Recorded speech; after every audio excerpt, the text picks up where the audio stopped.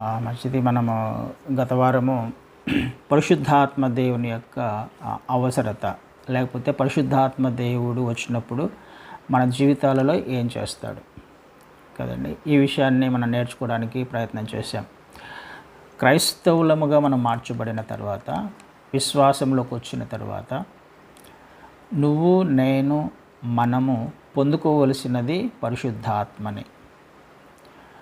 పరిశుద్ధాత్మ అభిషేకము, నీటి మూలముగా పరిశుద్ధాత్మ మూలముగా మనము ఆ బ్యాప్టిజం తీసుకొని ఉండాలి. పరిశుద్ధాత్మ అనుభవం లేకపోతే మనము పరలోక రాజ్యంలో ప్రవేశించలేము. పరిశుద్ధాత్మ దేవుడు వచ్చిన తర్వాత ఆయన ఏం చేస్తాడు అని కొన్ని బేసిక్ విషయాలు నేర్చుకోవడానికి ప్రయత్నం చేశాం గత వారం. పరిశుద్ధాత్మ దేవుని గురించిన వివరణ బైబిల్ లేఖనాలలో సంపూర్ణంగా రాయబడ్డాయి. మొదటి నుంచి కూడా చివరి వరకు మనం గమనించినట్లయితే పరిశుద్ధాత్మ ద్వారా మాత్రమే అన్ని కార్యాలు జరుగుతున్నట్టుగా మనము చూస్తాం. ఆదికాండము 1వ అధ్యాయము 1వ వచనాలలోనే మనకు పరిశుద్ధాత్మ దేవుడు జలములపై అల్లాడుచుండెను అని చూస్తాం. చివరి వరకు కూడా మనము ప్రకటన గ్రంథంలోకి వచ్చినప్పుడు కూడా ఆయన తన సంఘాన్ని తీసుకుని వెళ్తాడు కదా. 1000 ఏళ్ల పరిపాలనలో ఆయన వచ్చినప్పుడు సంఘము ఎత్తబడేది పరిశుద్ధాత్మ చేత ఎవరైతే నడిపించబడుతున్నారో వాళ్ళు మాత్రమే ఎత్తబడతారు. మొదటి వచనం నుంచి చివరి వచనం వరకు కూడా గమనించినట్లయితే పరిశుద్ధాత్మ దేవుని కార్యాలు అద్భుతంగా ఉంటాయి. అది గమనిస్తే కానీ, అర్థం చేసుకుంటే కానీ అర్థం కాని విషయాలు అవి. ఎంత అవసరం ఉంది పరిశుద్ధాత్మ దేవుడు నీకు, నాకు, మనకు. ఆయన లేకపోతే మనం ఆత్మీయ జీవితం జీవించడం అన్నది అసాధ్యము.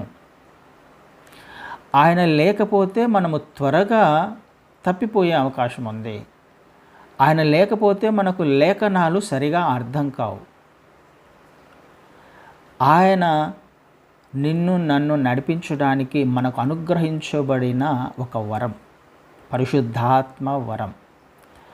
క్రైస్తవ జీవితం జీవించడానికి, దేవుని లేఖనాలను గ్రహించడానికి, సత్యమును గ్రహించడానికి మనకు ఇవ్వబడిన ఒక అద్భుతమైన వరం, ఒక వెల్ విషర్, మన క్షేమాన్ని కోరుకునేవాడు, మనల్ని సరిచేసుకుంటూ అర్థం చేసుకునేలా, వాక్యాన్ని అర్థం చేసుకునేలా మనల్ని నడిపించడానికి ఇష్టపడేవాడు. ఆయన స్వరం వినడానికి ప్రయత్నం చేస్తూ ఉన్నప్పుడు అద్భుతంగా మన ఆత్మీయ జీవితం ముందుకు వెళ్తుంది. అందుకనే మనం పరిశుద్ధాత్మ దేవుని గురించి నేర్చుకోవడానికి ప్రయత్నం చేస్తున్నాం. ఈ వారం నుంచి ఎక్కువగా మనం ఉదయకాలము పరిశుద్ధాత్మ దేవుని కార్యాలు, పరిశుద్ధాత్మ దేవుని గురించిన వివరణ దేవుని చిత్తమైతే సంపూర్ణంగా నేర్చుకోవడానికి ప్రయత్నం చేద్దాం. కొరింథీయులకు రాసిన రెండవ పత్రిక 13వ అధ్యాయము, కొరింథీయులకు రాసిన 2వ పత్రిక 13వ అధ్యాయము 14వ వచనాన్ని ఒకసారి చదువుతాను. ప్రభువైన యేసుక్రీస్తు కృపయు, దేవుని ప్రేమయు, పరిశుద్ధాత్మ సహవాసమును మీకందరికీ తోడై ఉండునుగాక అని రాయబడి. ప్రభువైన యేసుక్రీస్తు కృప, దేవుని ప్రేమ, పరిశుద్ధాత్మ సహవాసము మీ అందరికీ తోడై ఉండునుగాక. ఇది సహజంగా మనము బెనడిక్షన్లో చూస్తూ ఉంటాం. అండ్ అంతా అయిపోయిన తర్వాత చివరిలో ఆ సేవకుడు ఆశీర్వాదం ఇస్తాడు చివరిలో. ఇది ఆ ఆశీర్వాదంలోని ఒక భాగం. ఇది క్రీస్తు వారి యొక్క కృప, దేవుని ప్రేమ, పరిశుద్ధాత్మ దేవుని సహవాసము. బాగా గమనించినట్లయితే ఈ మూడు కూడా మనకు, క్రైస్తవునికి, విశ్వాసికి తోడుగా ఉండాలి. ఇందులో ఏది లేకపోతే మన ఆత్మీయ జీవితము పరిపూర్ణము కాదు అని దాని యొక్క ఉద్దేశం. అర్థం చేసుకోవడానికి మిగతా 2 విషయాలు తర్వాత నేర్చుకుందాం. మనకు కావాల్సింది పరిశుద్ధాత్మ దేవుని సహవాసం. దేవుని ప్రేమ మనకు తెలుసు, క్రీస్తు వారి కృప మనకు తెలుసు, దాని గురించి మనం నేర్చుకుంటాము దేవుని చిత్తమైతే తర్వాత. ఇక్కడ మనకు కావాల్సింది పరిశుద్ధాత్మ దేవుని సహవాసము. సహవాసము అని అంటే లివింగ్ టుగెదర్, కదండి, కలిసి జీవించడం, నివాసం చేయడం, కలిసి ప్రయాణం చేయడం. ఉదాహరణకి ఒక కుటుంబంలో భార్యాభర్త మధ్యలో ఏమాత్రము కమ్యూనికేషన్ లేదనుకుందాం. పరిశుద్ధాత్మ దేవుని సహవాసము అని అంటే communion of the Holy Spirit. Communion అంటే కమ్యూనికేట్ కదండి, కమ్యూనికేట్ విత్. పరిశుద్ధాత్మ దేవుని సహవాసము అని అంటే ఒక ఇంట్లో ఇద్దరు భార్యాభర్తల మధ్య ఏమాత్రము కమ్యూనికేషన్ లేదు అని అనుకుందాం. ఒకరి గురించి ఒకరు మాట్లాడుకోరు, ఒకరి విషయాలు ఒకరు షేర్ చేసుకోరు, అసలు వారి మధ్య ఏ ట్రాన్సాక్షన్స్ లేకపోతే ఏ విధమైన కమ్యూనికేషన్ లేదు అని అనుకుందాం. అదేవిధంగా తల్లిదండ్రులకు పిల్లలకు మధ్యలో ఏ కమ్యూనికేషన్ లేదు. కుటుంబాలకు మధ్య ఏ కమ్యూనికేషన్ లేదు అనుకుందాం. ఒకసారి జస్ట్ ఊహించుకుందాం.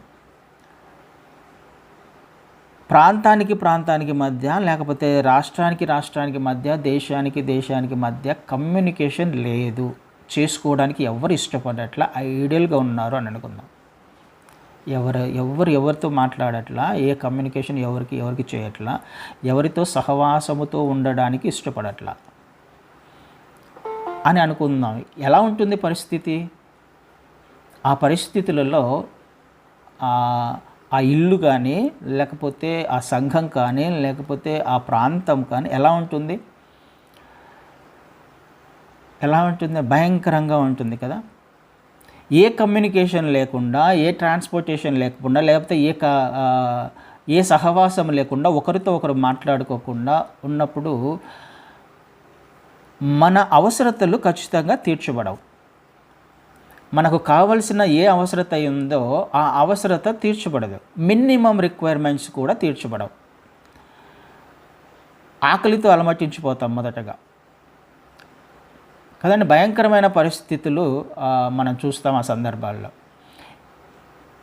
ఎవరికి ఏ అవసరత ఉందో వారికి తెలుసు, కానీ ఆ అవసరత తీర్చబడాలి అని అంటే ఎదుటి వ్యక్తితో కమ్యూనికేట్ చేయాలి, ఎదుటి వ్యక్తి సహాయం ఖచ్చితంగా కావాలి.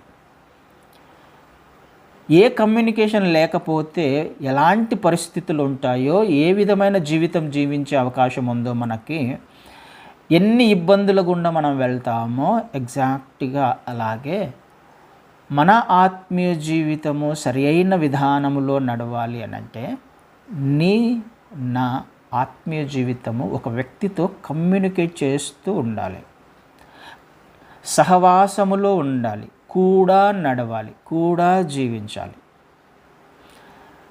పరిశుద్ధాత్మ దేవుని సహవాసము అంటే అదే. పరిశుద్ధాత్మ దేవుడు లేకపోతే, ఆయనతో సహవాసం చేయకపోతే, ఆయనతో నువ్వు అదే పనిగా మాట్లాడుతూ కమ్యూనికేషన్లో ఉండకపోతే నీ ఆత్మీయ జీవితము, నా ఆత్మీయ జీవితం ఎట్టి పరిస్థితులలో ఒక్క అడుగు కూడా ముందుకు వేయదు.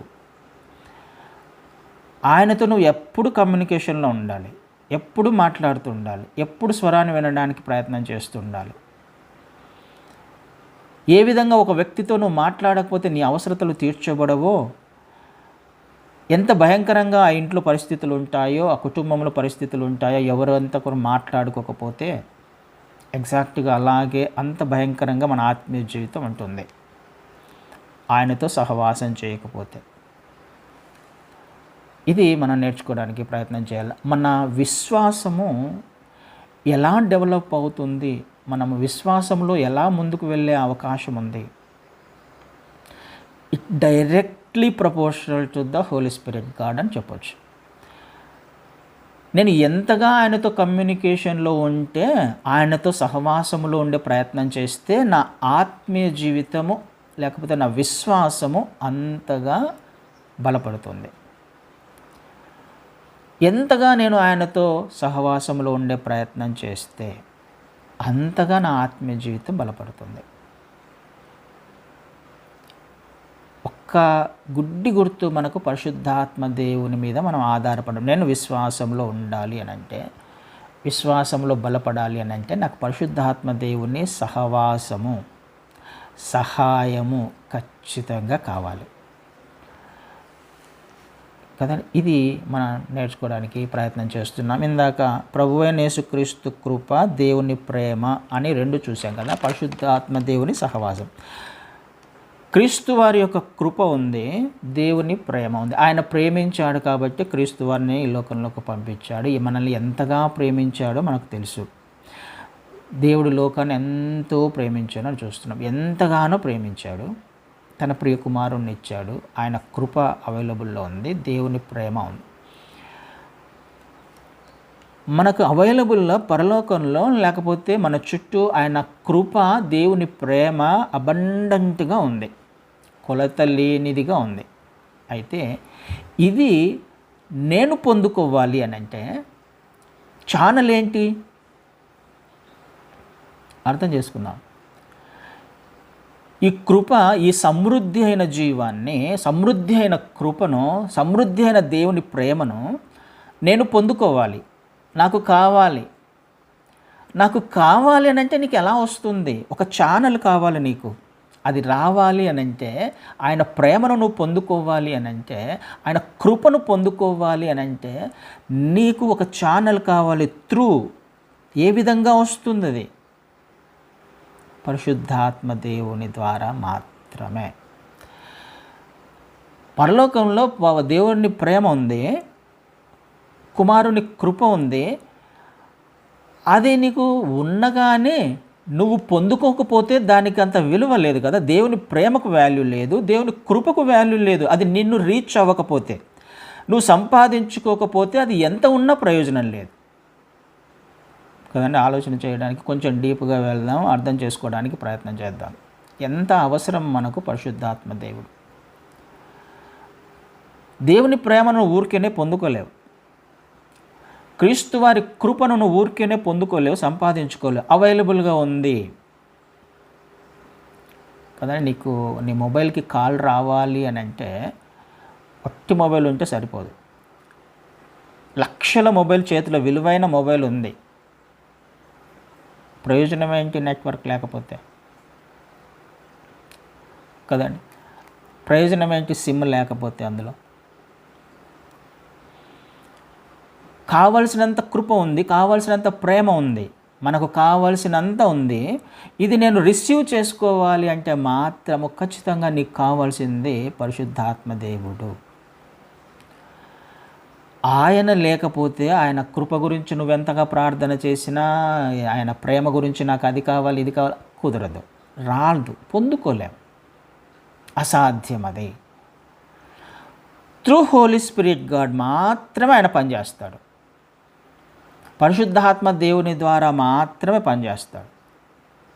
దాని ద్వారా మాత్రమే మనం ఏదైనా రిసీవ్ చేసుకోగలము. ఆయన ద్వారా మాత్రమే మనం ఏమైనా రిసీవ్ చేసుకోవడానికి అవకాశం ఉంది. ఒక మాట మీకు చూపిస్తాను. తెస్సాలో 2వ తెస్సా 3వ అధ్యాయము, తెస్సలోనియులకు రాసిన 2వ పత్రిక 3వ అధ్యాయము 5వ వచనాన్ని చదువుతాను. 3వ అధ్యాయము 5వ వచనము. దేవుని అందలి ప్రేమయు క్రీస్తు చూపిన ఓర్పును మీకు కలుగునట్లు ప్రభువు మీ హృదయములను ప్రేరేపించునుగాక. దేవుని అందలి ప్రేమ. ఎవరున్నారు అక్కడ? ఈ వచనంలో 3 కనపడాలి మనకి. దేవుని అందలి ప్రేమ, దేవుడు తండ్రి అయిన దేవుని ప్రేమ, క్రీస్తు చూపిన ఓర్పు, ఆయన ఓర్పు, సహనము, ఆయన ఏ విధంగా ఈ లోకంలో జీవించాడో, ఎంతగా భరించాడో, ఎంతగా సహించాడో కదండి, ఏ విధమైన జీవితం జీవించాడో ఆ ఓర్పు తండ్రి కనిపిస్తున్నాడు, క్రీస్తు కనిపిస్తున్నాడు. మీకు కలుగునట్లు, ఇది నీకు నాకు కలగాలి అని అంటే, రావాలి అంటే, పొందుకోవాలి అని అంటే ప్రభువు మీ హృదయములను ప్రేరేపించునుగాక. ప్రభువు మీ హృదయములను ప్రేరేపించునుగాక. ఎవరు ప్రేరేపించాలి? ఈ ప్రభువు ఎవరు ఇక్కడ? పరిశుద్ధాత్మదేవుడు కదండి. పరిశుద్ధాత్మదేవుడు మాత్రమే నిన్ను నన్ను ప్రేరేపిస్తాడు, నిన్ను నన్ను నడిపిస్తాడు. నేను పొందుకోవాలి అని అంటే, ఆ సహనము, ఆ ఓర్పు రావాలి, క్రీస్తు మార్గాలు తెలుసుకోవాలి అని అంటే, దేవుని ప్రేమను నువ్వు సంపాదించాలి అని అంటే, దేవుని మార్గంలో నువ్వు నడవాలి అని అంటే, నీకున్న ఒకే ఒక మార్గము పరిశుద్ధాత్మ దేవుణ్ణి పొందుకోవడం. పరిశుద్ధాత్మ దేవుని ఒక వరాన్ని నువ్వు సంపాదించుకోవడం. ఇది మనం అర్థం చేసుకోవడానికి ప్రయత్నం చేద్దాం. ఆయన లేకుండా నువ్వు, నేను, మనము ఏమీ చేయలేము. ఆయనతో సహవాసం చేయకుండా, ఆయనతో కమ్యూనికేషన్లోకి వెళ్ళకుండా నువ్వు నడిపించబడలేవు కదా. అందుకని ఆయన వచ్చినప్పుడు ఏమేం చేస్తాడు అన్నట్టున్నాడు. ఆయన లోకంలోని 3 విషయాలు ఆయన మన జీవితాలలో ఒప్పింపజేస్తూ ఉంటాడు. పాపము గూర్చి, నీతి గూర్చి, తీర్పును గూర్చి. ఈ 3 గూర్చి ఆయన ఒప్పింప చేస్తుంటే, ఆయన లేకపోతే ఈ విషయాలు నీకు అర్థం కావు. అందుకనే మనం ఖచ్చితంగా ఫోకస్ చేయాల్సింది, మనకు అర్థం కావాల్సింది పరిశుద్ధాత్మదేవు అనే వరాన్ని నేను పొందుకున్నానా లేదా, ఆయన చేత నడిపించబడుతున్నానా లేదా, ఆయన మార్గాలలో నేను డెడికేటెడ్గా, లేకపోతే స్వరాన్ని వినడానికి, ఆయన నడిపిస్తున్నప్పుడు ఆ మార్గంలో వెళ్ళడానికి నేను సిద్ధంగా ఉన్నానా లేదా అన్నది చాలా చాలా చాలా ప్రాముఖ్యం. ఆయననే మనలో ఉంచి ప్రేరేపిస్తాడు, మనల్ని ప్రేరేపిస్తాడు, నడిపిస్తాడు, మన జీవితాలను నడిపించడానికి ఇష్టపడతాడు. ప్రభువు మిమ్మల్ని ప్రేరేపిస్తాడు. ఆయన ప్రేరేపించకుండా దేవుని ప్రేమ పొందుకోలేవు. ఆయన ప్రేరేపించకుండా క్రీస్తు యొక్క మార్గాలను తెలుసుకోలేవు. ఆయన ఉన్నాడా లేదా అని తెలుసుకోవడమే, గ్రహించడమే క్రైస్తవ జీవితం యొక్క ముఖ్య ఉద్దేశము. మనం నడిపించబడుతున్నామా లేదా, వెంటనే మనకు ఆ సెన్స్ తెలిసిపోతుంది. నేనేం చేస్తున్నాను, ఏ విధంగా మాట్లాడుతున్నాను, ఏ విధంగా ఆలోచన చేస్తున్నాను, ఏ మార్గంలో వెళ్తున్నాను, చేసేది కరెక్టేనా కాదా. ఈ ప్రేరేపణ నీకు కలగాలి అని అంటే, సత్యం గ్రహించాలి అని అంటే పరిశుద్ధాత్మ దేవుని ద్వారా తప్ప నీకు గ్రహించలేని స్థితిలో ఉంటాం కదండి. మనకి చాలా లేఖనాలు ఉన్నాయి, కొన్ని లేఖనాలు చూపించడానికి ప్రయత్నం చేస్తాను. ఎంత అవసరం మనకి పరిశుద్ధాత్మ దేవుడు. ఆయన లేకపోతే మనం ఏమి చేయలేమన్న విషయాన్ని రోమీయులకు రాసిన పత్రిక 8వ అధ్యాయంలో కూడా, రోమీయులకు రాసిన పత్రిక 8వ అధ్యాయము 26వ వచనంలో, అటువలే ఆత్మయు మన బలహీనతను చూచి సహాయం చేయుచున్నాడు. ఏలైనగా మనం యుక్తముగా ఎలాగో ప్రార్థన చేయవలనో మనకు తెలియదు, కానీ ఉచ్చరింప శక్యము కాని మూలుగులతో ఆ ఆత్మ తానే మన పక్షముగా విజ్ఞాపనము చేయుచున్నాడు. ఎవరి గురించి? ప్రార్థన కూడా చేయలేము అని అర్థం. పరిశుద్ధాత్మ దేవుడు లేకపోతే నువ్వు ఏ అవసరత ఉందో, నీకు ఏ విషయాన్ని నువ్వు దేవునికి చెప్పాలనుకున్నావో, ఆయన నుంచి ఏ విషయాన్ని నువ్వు పొందుకోవాలనుకున్నావో, కనీసం ఆ విషయాన్ని దేవుని వద్దకు తీసుకువెళ్ళలేవు, చెప్పుకోలేవు అసలు. ఆయనకి ఎలాగ ప్రార్థన చేయాలో మనకు తెలీదు, ఏ విషయాలు ప్రార్థన చేయాలో తెలియదు. యాక్చువల్గా ప్రార్థన ఎలా చేస్తాం, ఆయన చిత్త ప్రకారమే ప్రార్థన చేయాలి కదా. మన ఇష్టం వచ్చినట్టుగా ప్రార్థన చేయకూడదు. ఏది కూడా నువ్వు పొందుకోలేవు అని ఒక చోట చూస్తాం. ఆయన చిత్త ప్రకారం చేసిన ప్రార్థన అంగీకరించబడుతుంది. ఆయన చిత్త ప్రకారం ప్రార్థన చేయడం మనకు తెలియదు. అందుకనే ఆయన ఏమంటున్నాడు, నీకు తెలియదు కాబట్టి, ఏ విధంగా యోగ్యముగా ప్రార్థన చేయాలో నాకు తెలియదు కాబట్టి, మనకు తెలియదు కాబట్టి, ఉచ్చరింప శక్యము కాని మూలుగులతో నీకు తెలియాల్సిన అవసరం లేదు. కానీ నీ అవసరతలు ఆయనకు తెలుసు. నీలో ఉన్నాడు కదా, నువ్వు సహవాసం చేస్తున్నావు కదా ఆయనతో జీవించే ప్రయత్నం నువ్వు చేస్తున్నావు కదా, ఆయనతో ప్రయాణం నువ్వు మొదలుపెట్టావు కదా. అందుకనే నీకు తెలియని అవసరతలు ఆయనకు తెలుస్తాయి. నీకు ఏ అవసరత ఏ సమయంలో ఎప్పుడు ఉందో ఆయనకు తెలుస్తుంది. అందుకని ఆయన ప్రార్థన చేస్తాడు. ఉచ్చరింప శక్యము కాని మూలుగులతో ఆయన ప్రార్థన చేస్తాడు తండ్రికి. ఆయన లేకుండా ఒకసారి ప్రార్థన చేసి చూడండి, ఏమన్నా ప్రయోజనం ఉంటుందేమో.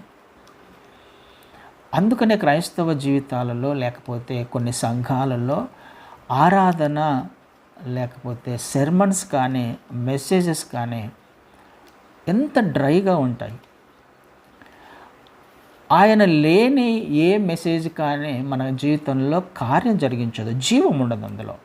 ఆయన లేకపోతే, మనం చేసే ఆరాధనలో దేవుని ఆత్మ లేకపోతే ఏమాత్రం కూడా ప్రయోజనం ఉండదు, ఏమాత్రం కూడా ఆయనకు మహిమ రాదు, ఏమాత్రం కూడా ఆయన సంచారం ఉండదు. అలాంటప్పుడు మన కొరకు మనము ప్రార్థన చేసుకుంటున్నాం, లేకపోతే మన కొరకు మనము ఆరాధన చేసుకుంటున్నాం, మన సంతృప్తి కొరకు మనం సంఘాలకు వెళ్తున్నాం. కదా. ప్రకటన గ్రంథంలో అదే చూస్తాం మనము 3వ అధ్యాయంలో. ప్రకటన గ్రంథము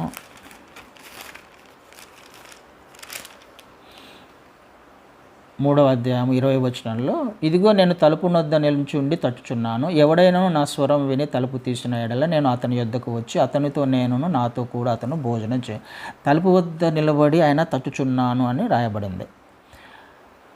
ఏ తలుపు వద్ద నిలబడి తడుతున్నాడు ఆయన? ఎవరితో మాట్లాడుతున్నాడు? ఇది లౌకిక సంఘంతో మాట్లాడుతున్నాడు. సంఘంతో మాట్లాడుతున్న మాటలు ఇవి. నేను తలుపు వద్ద నించుని తట్టుతున్నాను అంటే ఆయన ఎక్కడున్నాడు? సంఘం లోపల ఉంది, ఆయన బయట ఉన్నాడు. బయట నుంచొని డోర్ నాక్ చేస్తున్నాడు. లోపల ఏం జరుగుతుంది? ఆరాధన జరుగుతుంది, మెసేజెస్ జరుగుతున్నాయి, ప్రార్థనలు జరుగుతున్నాయి, సహవాసం ఉంది, అన్నీ ఉన్నాయి లోపల.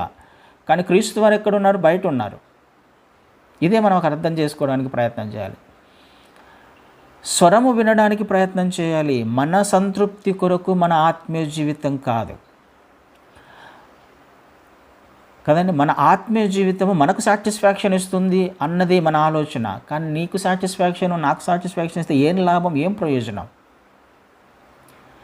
ఆత్మచేత నడిపించబడినంత వరకు, హెచ్చరించబడినంత వరకు, సరిచేయబడినంత వరకు, క్రీస్తు యొక్క ఓపికను, క్రీస్తు యొక్క సహనాన్ని, క్రీస్తు యొక్క మార్గాన్ని, దేవుని ప్రేమను నువ్వు రిసీవ్ చేసుకున్నంత వరకు ఎవరి ద్వారా? పరిశుద్ధాత్మ ద్వారా.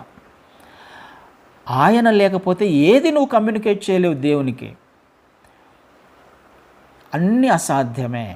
స్వరము వినడానికి, నడిపించబడడానికి ప్రయత్నం చేయాలి. ఆయన లేకపోతే మన జీవితము డ్రై అయిపోతుంది, ఎండిపోయిన జీవితంగా ఉంటుంది. అందుకనే ఎంత ప్రాధాన్యత, ఎంత ప్రాముఖ్యమో పరిశుద్ధాత్మ దేవుడు మన జీవితాల్లో. ఈ విషయం మనం నేర్చుకోవడానికి ప్రయత్నం చేస్తున్నాము. డీప్గా వెళ్ళడానికి ప్రయత్నం చేద్దాం. తర్వాత యూదా పత్రికలు కూడా కొన్ని వచనాలు మీకు చూపిస్తాను. ఆయన అవసరం ఎంత ఉందో మనకి. యూదా పత్రికలో 20వ వచనాన్ని చదువుతాను. ప్రియులారా, మీరు విశ్వసించు అతి పరిశుద్ధమైన దాని మీద మిమ్మును మీరు కట్టుకొనుచు, పరిశుద్ధాత్మలు ప్రార్థన చేయుచు, నిత్య జీవార్థమైన మన ప్రభువుకు యేసుక్రీస్తు కనికరము కొరకు కనిపెట్టుచు, దేవుని ప్రేమలో నిలుచున్నట్లు కాచుకొని ఉండు. దేవుని ప్రేమలో నువ్వు నిలబడాలి అని అంటే నీ ఆత్మీయ జీవితాన్ని నువ్వు దేని మీద అయితే విశ్వసించావో దాని మీద కట్టుకోవాలి అని అంటే ఏ విధంగా, ఏం చేయాలంటున్నాడు? పరిశుద్ధాత్మలో ప్రార్థన చేయుచు. నీ ఆత్మీయ జీవితం కట్టబడాలి. ఒకటే ఒక మార్గము, పరిశుద్ధాత్మలో ప్రార్థన చేయడం, పరిశుద్ధాత్మను పొందుకోవడం, సంపాదించుకోవడం, నడిపించబడడం, ఆయనతో సహవాసం చేయడం. అదే ఆలోచన చేయడానికి మనం ప్రయత్నం చేద్దాం. ఆయన లేకుండా మన ఆత్మీయ జీవితం ఒక్కడుగు కూడా ముందుకు వేయలేము. అపోస్తుల కార్యాలు 5వ అధ్యాయంలో 32వ వచనాన్ని చదువుతాను. మేమును దేవుడు తనకు విధేయులైన వారికి అనుగ్రహించిన పరిశుద్ధాత్మయు ఈ సంగతులకు సాక్షులమై ఉన్నామని చెప్పిరి. మేమును అంటే మేము, దేవుడు తనకు విధేయులైన వారికి అనుగ్రహించిన పరిశుద్ధాత్మ దేవుడు ఏ విధంగా మనకు వస్తాడని ఒక చిన్న క్లూ ఉంది అక్కడ. నువ్వు ఏ విధంగా సంపాదించుకోగలవు, ఏ విధంగా నడిపించగలవు పరిశుద్ధాత్మ దేవుణ్ణి అని అంటే, తనకు విధేయులైన వారికి అనుగ్రహించబడిన పరిశుద్ధాత్మ. దేవుడు నేను ఎలా పొందుకుంటాను అని అంటే, దేవుని మాటలు ఏం సెలవిస్తున్నాయి. నువ్వు దేవుని మాటకు విధేయత చూపించడానికి ప్రయత్నం చేస్తూ ఉన్న కొలది పరిశుద్ధాత్మ దేవుని నువ్వు అంతగా పొందుకోగలవు. పరిశుద్ధాత్మ దేవుడు ఇంతనా ఏ విధంగా సంపాదించుకో, నువ్వు ఎంత విధేయత చూపిస్తే అంత ఎక్కువగా పొందుకుంటావు. ఆయన అన్లిమిటెడ్ ఆయన కదా. ఆయన ఒక వ్యక్తి అయినప్పటికీ నువ్వు ఆత్మను లేకపోతే ఎంత పొందుకోవాలి నేను అని అంటే అదొక సముద్రము అనుకుందాం. నువ్వు బకెట్ తీసుకెళ్తే బకెట్ మాత్రమే తెచ్చుకుంటావు, గ్లాస్తో తీసుకెళ్తే గ్లాసును మాత్రమే నీళ్ళు తెచ్చుకుంటావు, నువ్వు డ్రమ్మును పట్టుకెళ్తే డ్రమ్ము నీళ్ళు తెచ్చుకుంటావు. అంటే ఆయన ఎంతగా నింపబడాలనుకుంటే నువ్వు అంతగా నింపబడవచ్చు ఆయన చేత. అన్లిమిటెడ్ ఆయన ఆ రోజు పెంతెకోస్తు దినాన వాళ్ళ మీద ఎంతగా ఆయన ఆత్మ వారి మీద వచ్చి వాళ్ళని ఎంతగా నింపబడ్డారు వాళ్ళు. అది ఇంకా కొంచెమే, అది కంప్లీట్ కాదు. కంప్లీట్ ప్రాఫెసీ నెరవేర్చబల్లా అక్కడ. అంత్య దినాలలో ఆయన ఆత్మ కుమ్మరిస్తానన్నాడు. నువ్వు ఎంతగా సంపాదించుకోవాలి, పొందుకోవాలి అని అంటే అంతగా పొందుకోవచ్చు. అయితే పొందుకోవాలంటే నువ్వు లేఖనాలకు విధేయత చూపించేవాడవు, విధేయత చూపించేదానవుగా ఉండాలి కదా. అయితే అది ఉన్నప్పుడు ఏమవుతుంది? ఈ సంగతులకు సాక్షులమై ఉన్నాము. నీ ఆత్మీయ జీవితం ఒక సాక్ష్యంగా ఉండాలంటే ఆయన లేకపోతే ఉండలేము, అసాధ్యము కదా. విధేయత చూపిస్తే నీకు ఆయన అనుగ్రహించబడతాడు. ఎంత విధేయత చూపించబడితే నువ్వు అంతగా ఆత్మచేత నింపబడతావు. ఈ ఆత్మచేత నింపబడిన నీవు సాక్ష్య జీవితం జీవించడానికి అవకాశం ఉంది. నువ్వు ఒక క్రైస్తవుని సాక్ష్య జీవితం నీలో ఉంది లేదు అనేది దేని బేస్ ఆధారం ఉంటుంది? పరిశుద్ధాత్మ మీద ఆధారపడి ఉంటుంది. ఎంతవరకు పొందుకున్నావు, ఎంతవరకు ఆయన మార్గంలో కమిటెడ్గా నడవడానికి ప్రయత్నం చేస్తున్నావు అన్నది మనకు అర్థం చేసుకోవడానికి ప్రయత్నం చేద్దాం. క్రీస్తు వారు పరిచర్యను ఎప్పుడు మొదలుపెట్టారు? 30 సంవత్సరాలలో ఆయన పరిచర్య చేయాలి. 30 సంవత్సరాల తర్వాత ఆయన బ్యాప్టిజం తీసుకున్న తర్వాత, పరిశుద్ధాత్మను పొందుకున్న తర్వాత 3.5 సంవత్సరాలు అద్భుతమైన పరిచర్య జరిగింది.